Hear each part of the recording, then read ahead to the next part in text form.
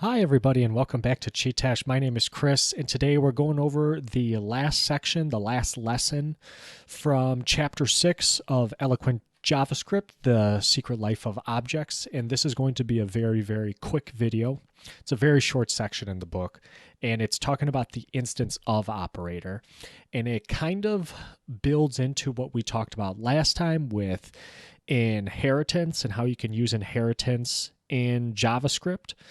Inheritance is like a OOP principle, and it's used to have classes inherit properties from other classes. And we found that there's different ways to do that in JavaScript by using the class keyword and the extends keyword. You can use constructor functions, and you can also use object.create. And then the instance of operator is going to check if an object is part of another object, if it inherits from another object, or if it's derived from another object. So check out inheritance last time, and this section is going to kind of build off of that, but again, it's going to be a very quick video for everybody out there listening. So what is it? Well, the instance of operator is a way to tell if an object is derived from a specific class. So it's kind of like, well, it's an operator. It's like a double equal sign. It's used to check if something is true or false. So that's what it returns. So the way I see this used at work is I have seen it used in if statements, so checking conditionals, and then you do something if it's true or not. So it's a way to tell if an object is derived from a specific class or from a particular constructor function. But another way of saying it, using this prototype keyword, which we learned a lot about last video, instance of operator is a way to tell if an object's prototype chain contains a particular constructor's prototype. But the two bullet points there are really kind of saying the same thing. The instance of operator is going to go up the prototype chain to see if the object you're checking is of that type. If the object's prototype contains a particular constructor's prototype, it's going to go up the prototype chain to do that. So this is how it's used, or how it works, is there's a keyword instance of, all lowercase, and you use what you want to test, and then you use that compared to what you are checking against. So if you have a car and you want to check if it's if you have your car and you want to check if it's an instance of a vehicle, you would put your car on this side, vehicle on that side. And again, it will return true if an object is an instance of the constructor on the right-hand side of the equation. Let's see this in use on the next slide here. So we have a constructor function of car, and then we use that constructor function to, I guess that kind of, yeah, I mean, that is a constructor function. I was saying maybe this could be part of a bigger class, but no, actually classes use the constructor keyword. Yeah, see, I'm already forgetting the last video, but function, we have a constructor function here of car.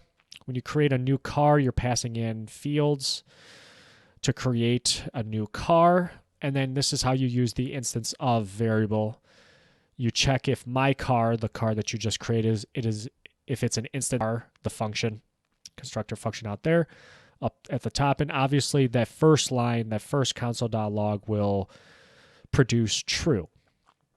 Now it goes up the prototype chain. So this is like a pretty direct one step up the prototype chain. My car is an instance of car. But even higher up that hierarchy, this is an object, as everything in JS is an object, or almost everything.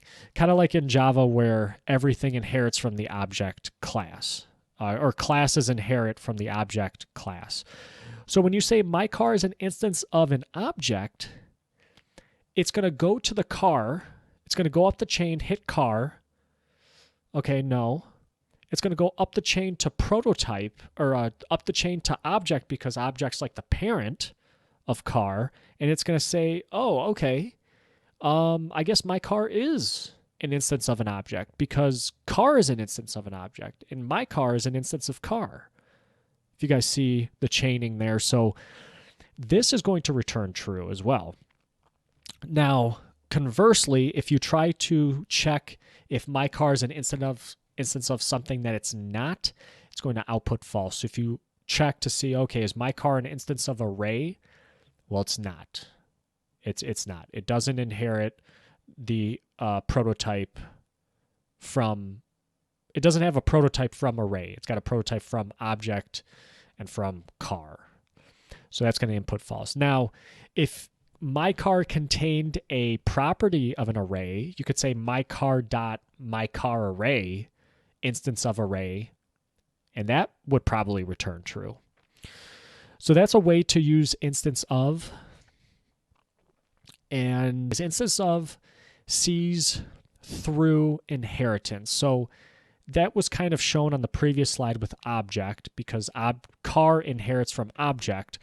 So if I have a vehicle, and so yeah, there is a constructor function there. I wasn't making that up. So if you have a class vehicle, then you create a class car that extends vehicle, right? Car inherits from vehicle at the top. And you create your own car from the car class. Is my car an instance of car? Well, yes. You can see that just on the top here on the right-hand side that you're using the new keyword to create a new car. So yeah, that makes sense that would output true. Now, is my car an instance of vehicle? And if you look at the left-hand side, you see that car is extending vehicle. It inherits from it. So is my car an instance of vehicle? Well, yes, because the instance of operator sees through the inheritance. It's going to go up the chain of command, I guess. Now, even going further, is my car an instance of object? Well, yes, we saw from the previous slide that is also true. And again, it goes up the hierarchy. Okay, car inherits from vehicle. Vehicle inherits from object. My car is of a car type. And ultimately, car inherits from vehicle, which inherits from object. So obviously that returns true as well. So a pretty neat little operator that you can use to your advantage in JS, especially if you are using classes and constructor functions in JS. This is a nice way to just check if something is a type of another thing. And it's really nice to have. That's going to do it, guys. That's going to do it for Chapter 6 in today's video. Next chapter in Eloquent JavaScript is a project chapter. It's called a Robot, and it's a lot of exercises. I might skip that chapter. We might go straight to Chapter 8 called Bugs and Errors, so tune in for that. With Christmas coming up and the New Year, I probably won't put out a video during Christmas week. I'm going to try to get a video out. The next video you might see will be in the new year.